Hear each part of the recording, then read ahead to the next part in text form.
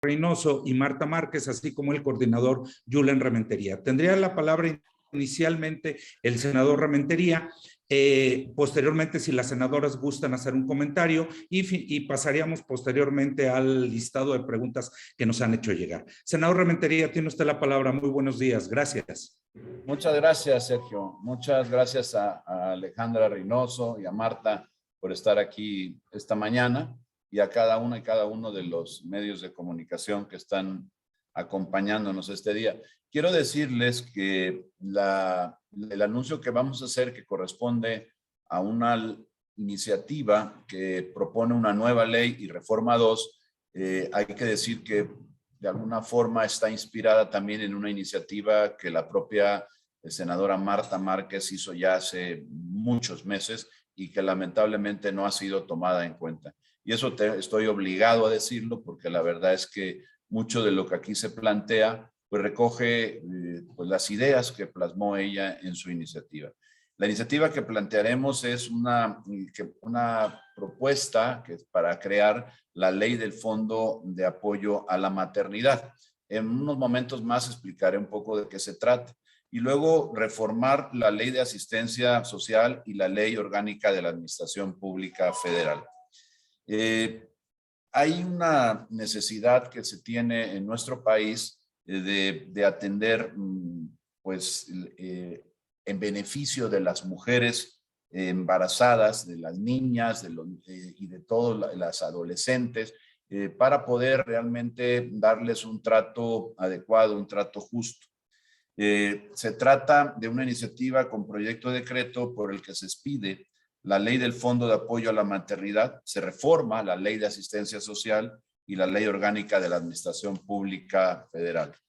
¿Qué busca esta iniciativa donde propone una ley y modifica dos? Que todas las mujeres en situación de vulnerabilidad, o sea, de calle, de violencia o de violación, tengan acceso a la ayuda médica, psicológica, a refugios, a manutención, a capacitación para el trabajo y empleo temporal. Y desde el momento, por supuesto, en que sepan que están embarazadas y hasta un año posterior al alumbramiento del recién nacido y que, por supuesto, hayan decidido continuar con su embarazo. Aquí la condición es esa, que muchas personas, mujeres que están embarazadas y que deciden pues tener digamos, seguir con su embarazo hasta el alumbramiento, pues resulta que no hay quien las apoye. La propuesta de esta ley, estas dos modificaciones, lo que hace es simplemente brindarles el apoyo para mujeres que tienen esta condición de vulnerabilidad. ¿Cómo se plantea hacer? Pues otorgando apoyos al gobierno federal, por supuesto, a los estados, a la Ciudad de México, municipios y a las alcaldías de aquí de la Ciudad de México, a través de este Fondo de Apoyo a la Maternidad, en donde sería administrado por el DIF, el Sistema Nacional para el Desarrollo Integral de la Familia, que sería, digamos, que quien administraría este fondo. Por eso se propone precisamente lo que es la modificación a la administración pública para poderle dar, digamos, que las facultades. ¿De qué se trataría? Pues de atención médica, como dije, refugio, manutención, restitución de derechos jurídicos y bueno, luego capacitación para que una vez habiendo tenido el bebé, pues poder ejercer un oficio y programas de empleo temporal. Se propone hacer a través de centros de atención a la maternidad en todo el país como organismo de asistencia y que apoye y genere información necesaria para las mujeres embarazadas en esta situación de vulnerabilidad principalmente. Esto con independencia, por cierto, de lo que ya realiza el DIF, que hay que destacarlo, que en muchos casos, en la generalidad, hace una labor sustancial para poder ayudar a las personas pues, que tienen necesidades. En esto los órganos DIF en todo el país, pues la mayoría de ellos funcionan bien y hay que decir. Luego propone, ¿cómo lo pensamos instrumentar? Pues proponiendo en el presupuesto 2022 los recursos suficientes que al final terminen siendo administrados por el sistema DIF en todo el país, desde luego supervisados desde la Secretaría de Salud para que se pueda garantizar la llegada del recurso y se puedan generar estos centros de atención con todos los beneficios. Se faculta, como ya lo mencioné, al DIF para que tenga pues estas, digamos, pues estas posibilidades de evaluar, de administrar, de apoyar a las instituciones en cada entidad, apoyando directamente a cada uno de los organismos municipales y estatales, y que por supuesto se emitan las reglas de operación para poder lograr esto, la evaluación y ver si una petición, una solicitud realmente prospera, porque estamos hablando de esto, de mujeres embarazadas que tienen esta condición de vulnerabilidad. A quien va a apoyar principalmente, por supuesto, es a la mujer embarazada que decide seguir adelante con su embarazo, y por supuesto también al bebé, porque a la hora de nacer, bueno, con este año posterior a ello que se puede apoyar, pues podríamos lograr muchas mejores condiciones de vida, y sobre todo con la capacitación para que la mujer que no tiene un trabajo, que no tiene ingreso, pues pueda al término de su embarazo, pues tener la posibilidad de encontrar un empleo en donde pueda seguir adelante con su vida y con la de su hijo, ¿no? En resumen, lo que estamos presentando es una iniciativa que contempla una nueva ley, la ley del Fondo para la Maternidad, y bueno, la modificación a la ley orgánica y del Poder Ejecutivo, y por supuesto también lo que sería modificaciones a la ley orgánica de la Administración Pública Federal.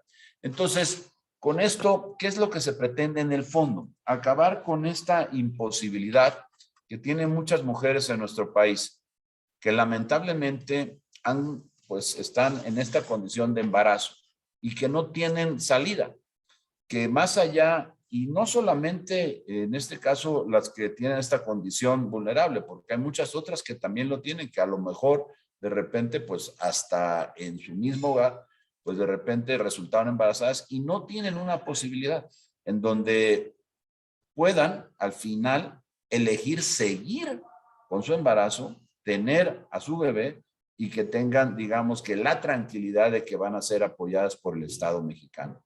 Fundamentalmente es eso.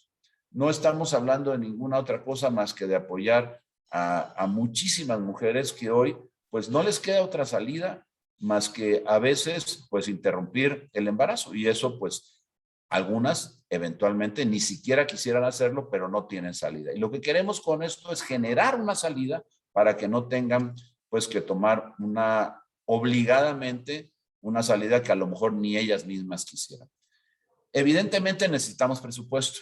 Vamos a hacer este llamado a las diferentes fuerzas políticas del país para que puedan apoyar esta iniciativa que nosotros creemos es noble, que no riñe con ningún grupo, con ningún pensamiento ideológico, que no tiene ninguna otra condición más que la de apoyar a muchas personas, mujeres, que en nuestro país necesitan del Estado mexicano. Fundamentalmente es eso, Sergio, lo que queremos anunciar. La estaríamos presentando en su conjunto con las y los senadores que así lo quisieran suscribir, desde luego con la senadora Marta, la senadora Reynoso, y aquellos que se puedan sumar en los próximos días, tal vez la próxima semana, no sé si el primer día de las sesiones o el segundo día, una vez que hayamos podido terminar la redacción completa y la propuesta, para que dé tiempo de que se incluya en el presupuesto en Cámara de Diputados.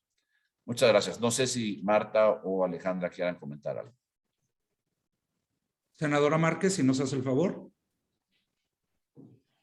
Sí, muchas gracias. Saludos a todos los medios de comunicación. Gracias a mi coordinador, Julen Rementería, que hoy lanza la ley DIF. Y gracias a mi compañera La Güera Reynoso, que coincidimos en estos temas de impulsar las iniciativas que beneficien a la familia.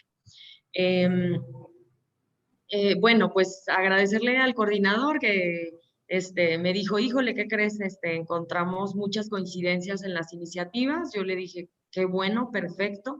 Si mi coordinador toma el tema. Mi iniciativa se presentó, como dijo, en diciembre de 2018, o sea, yo la presento llegando al Senado. Es muy significativa para mí. Cuando yo la presenté, estaba embarazada de Emilia. Es una ley completa que ahora ojalá impulsemos su dictaminación y pues que habrá de juntarse con la iniciativa de mi coordinador. Mi ley como tal integra diversos capítulos, es una ley completa que también habrá de bajar a estados y municipios en caso de ser aprobada.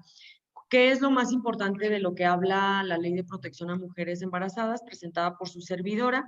Centros de atención a la maternidad como organismos descentralizados de la Administración Pública Federal, sectorizados a la Secretaría de Salud en términos de lo que establezca la ley orgánica. Hay otro capítulo que habla de una red de apoyo a mujeres embarazadas, que esa es importantísima, integrada por diversas instituciones de la sociedad civil, que estas ya existen, pero se les daría un lugar en la ley. Beneficios como que a la mujer embarazada no le cueste el transporte, beneficios como que no le cueste el parto, y una subvención económica mensual que cubra el 50% de la contraprestación del servicio de guardería infantil o estancia infantil en un sector privado. Estos son los beneficios que a grandes rasgos otorga mi propuesta y bueno, que hoy me sumo totalmente y que claro que yo creo que todo el grupo vamos a presentar juntos esta iniciativa, esta ley DIF que hoy impulsa nuestro coordinador. Me da muchísimo gusto que el grupo parlamentario del PAN siempre esté preocupado y ocupado por las familias de México. Lamentablemente, este tipo de iniciativas que suenan bien, que le sirven hoy a las mexicanas, distan mucho de la realidad, de una realidad en donde hay desabasto, no hay medicamentos y donde ha habido un desmantelamiento del sector salud. Sin embargo, creo que aquí están las propuestas por parte del grupo parlamentario del PAN y pues seguiremos luchando para que estas iniciativas queden y sobre todo se aprueben. Muchas gracias, coordinador. Senadora Reynoso, si nos hace el favor. Gracias, Sergio. Muy buenos días. Saludo con mucho gusto a mi coordinador, al senador Julen Rementería, a mi compañera Marta Márquez.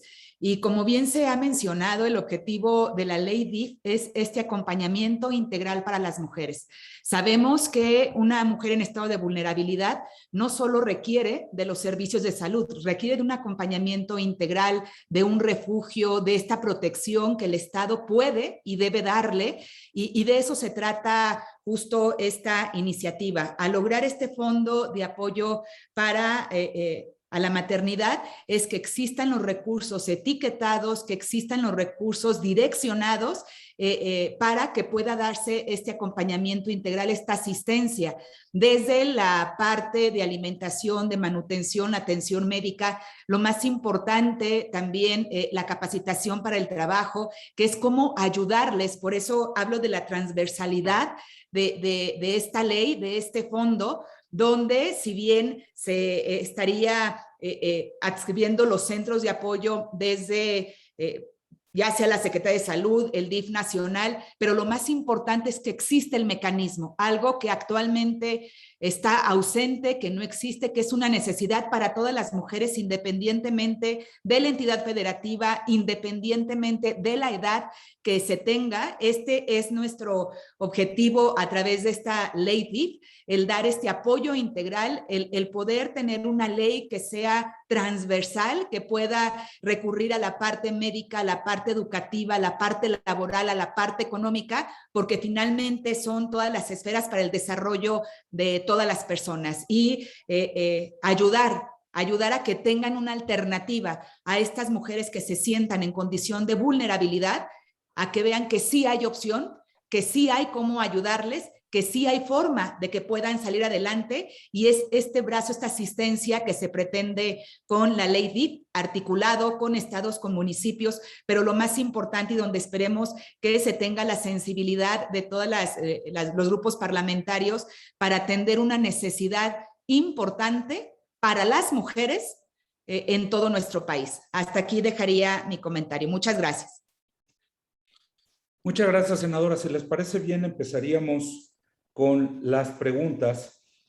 La primera es de Silvia Arellano. Pregunta, ¿ya hay acuerdo en torno a modificar la pregunta de revocación con Morena? Sánchez Cordero propuso a los morenistas un artículo transitorio para nulificar los lineamientos del INE. ¿Ustedes estarían de acuerdo con esta propuesta? ¿Están de acuerdo con que el INE no meta las manos como lo quiere Morena? ¿Quién desea responder? Coordinador. No hay todavía noticias, por lo menos no formales, de que haya una modificación a la pregunta o de que haya una aceptación. Efectivamente, el senador Monreal lo comentó conmigo de manera personal, tenía la intención de explorar la modificación a la pregunta. Ojalá sí sea, porque esto destrabaría muchas cosas.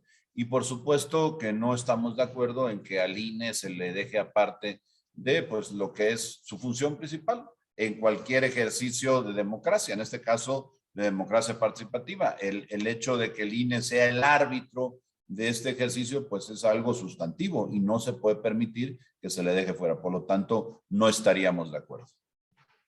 Y por cierto, tengo que decir también que en esto de la pregunta y seguramente en esta última propuesta del transitorio, yo creo que en la pregunta definitivamente sí, lo puedo afirmar categóricamente. Hay coincidencia con el PRI, con el partido de la Revolución Democrática, con el PRD y con el Movimiento Ciudadano. Por lo tanto, el bloque completo está en esto. Y me imagino que lo del INE, por lo que hemos conversado, a raíz de que lo platique con ellos en las próximas horas, seguramente estaríamos coincidiendo también. No vamos a permitir que de repente pues se quiera trastocar, digamos que el funcionamiento y las facultades que tiene el INE para llevar a cabo los procesos de participación ciudadana en este país a través de una elección o de una consulta, como es el caso, ¿no?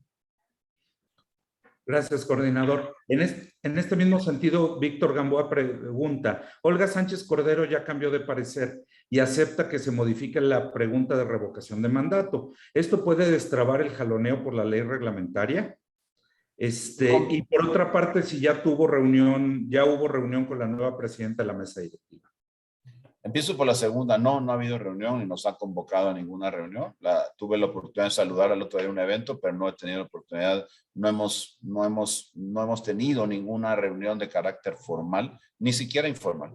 Entonces, bueno, eso es lo primero. Y lo otro, bueno, pues ya lo contesté. Al final de cuentas, sí estamos en la idea de que se logre modificar la pregunta. Vamos a ver cuál es la propuesta, porque si la pregunta se modifica, pero tiene el mismo sentido en su redacción, pues vamos a estar en el mismo lugar donde empezamos, ¿no? Ojalá lo que se acepte, porque a ver, lo que hay que distinguir aquí es que se trata de un ejercicio que es derecho de los ciudadanos, no es derecho del gobierno. Eso es lo primero que hay que decir. Y lo segundo que yo diría es que lo que tenemos que hablar es de una revocación, de la pérdida de confianza, como lo establece la ley, lo debe decir. La motivación de esto es porque se perdió la confianza en el gobernante y los ciudadanos del país lo quieren remover. Y como hoy está planteada la pregunta, absurdamente, lo que propone es que para que podamos remover al funcionario, tiene que ganar el no en la pregunta.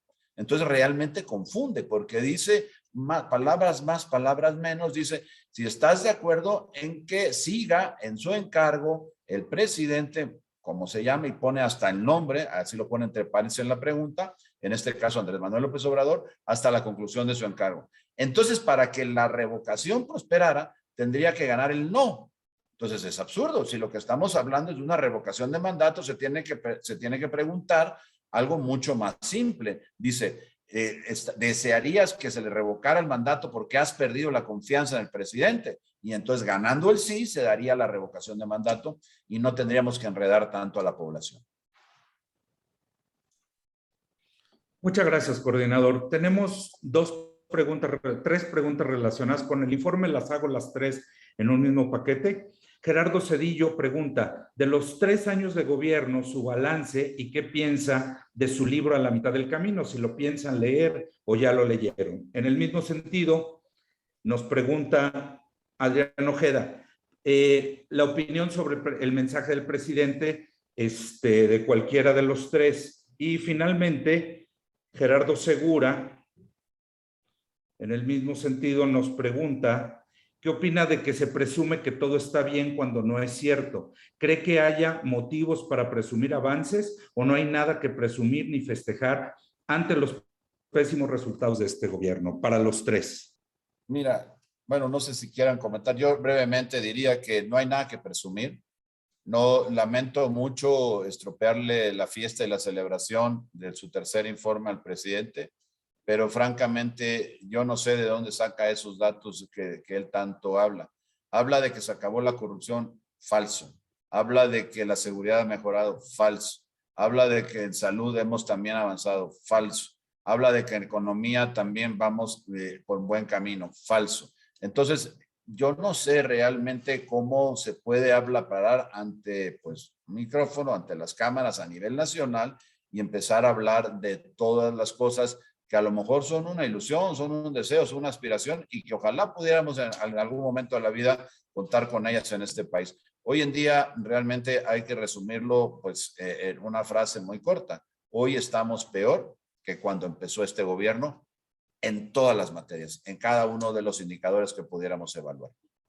No sé si la Güera o Marta quisieran comentar. La Güera. Senador Reynoso. Gracias, Sergio. A ver, pues nuevamente escuchamos si hay un informe de un México que no es en el que vivimos todos los mexicanos.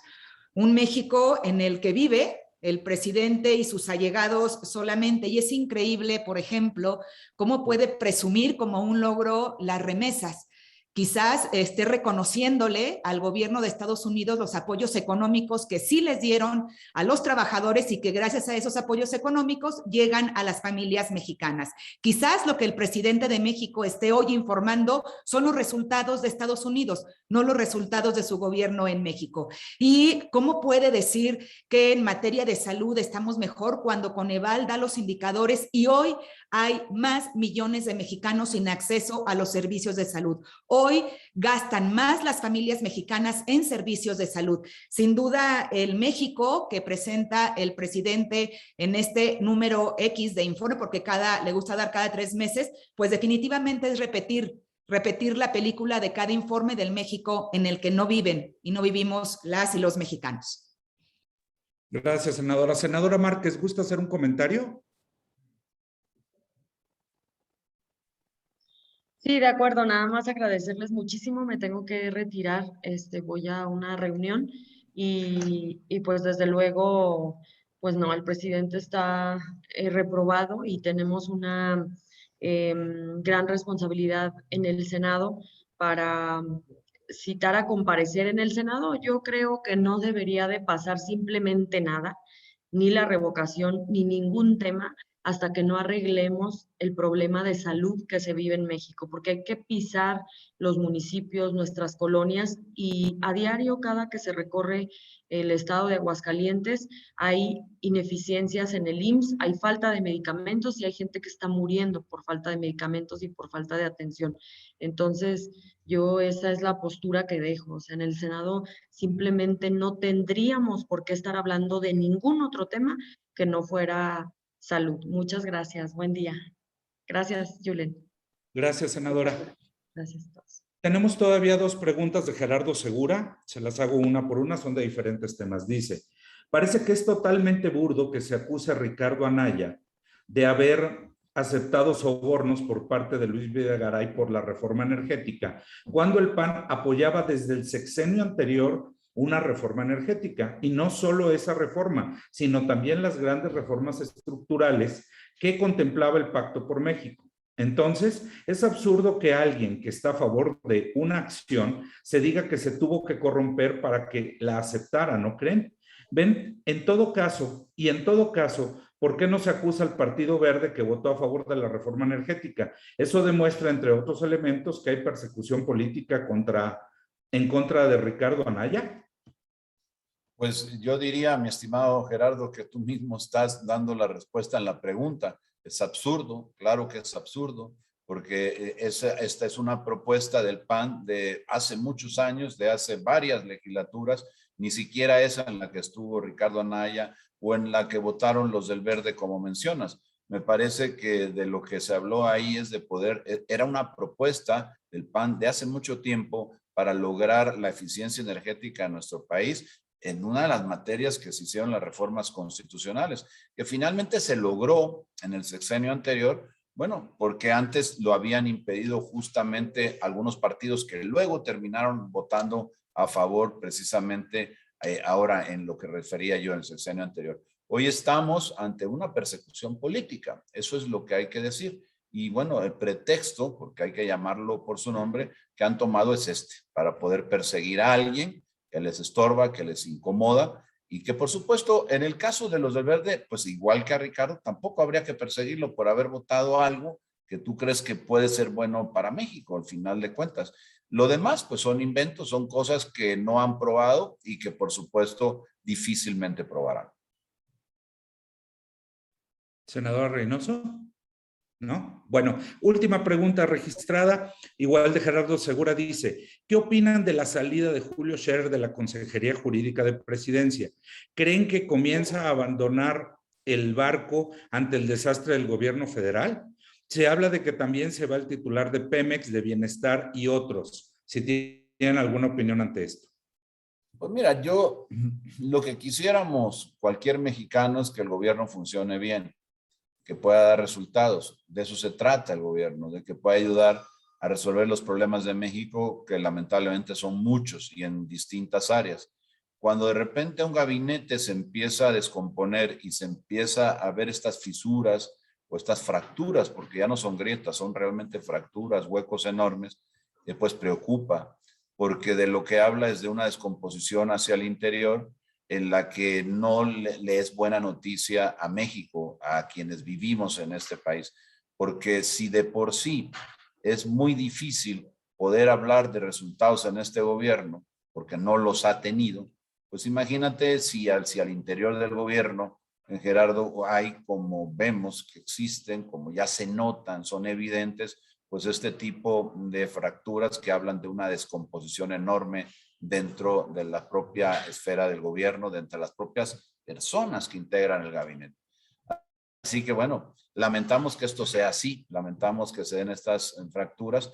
Ojalá realmente, porque no le deseamos el mal al gobierno ni el mal a quienes gobiernan. Ojalá puedan resolver los problemas y ponerse a trabajar, ocuparse de lo que realmente este país necesita.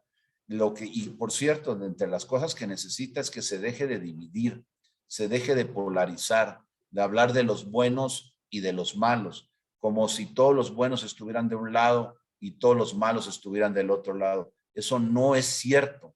Y por supuesto que hay que entender también que este país es plural, que pensamos de maneras diferentes, que así se construyó pues el gobierno en la parte legislativa, con la pluralidad representada en la Cámara de Diputados, en la Cámara de Senadores, y ahora en la integración que se hará hoy de la Cámara de Diputados a nivel federal, todavía de una manera mucho más avanzada, pues mucho más clara.